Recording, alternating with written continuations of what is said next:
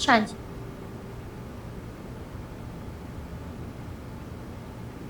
I'm sorry.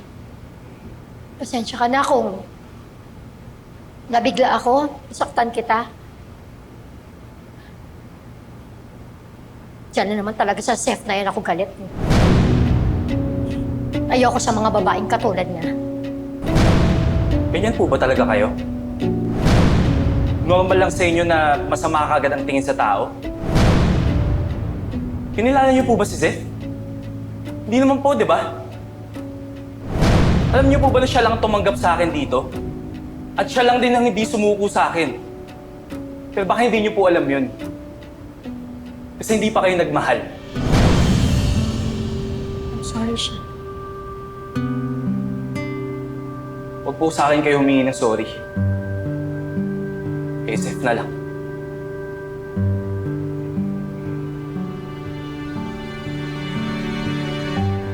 Nalaglag mo to.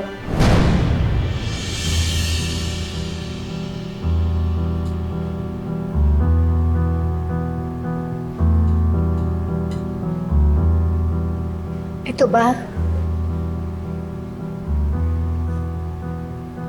Ito ba sa'yo rin?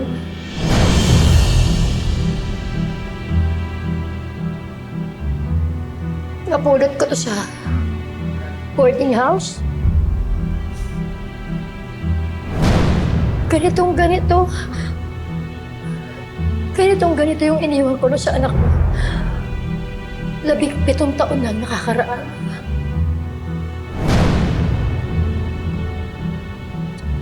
Sabi mo, hindi ako marunong magmahal.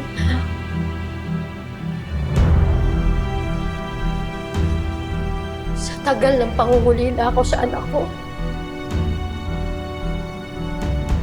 baka naubos na ako.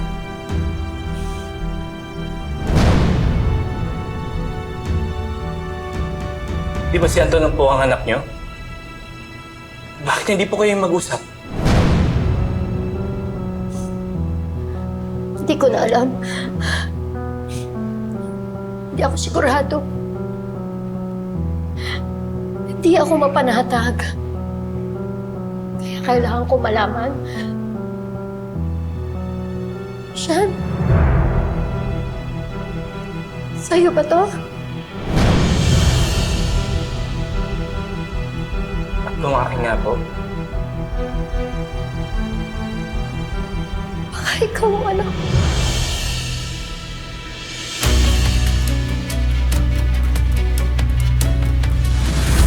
yung nanay ko. Si Cristina Salameda, mas kilala niyo siya sa palayaw na Chin-Chin. Sa katunayan, meron kang kwintas na may pendant na asul na unicorn.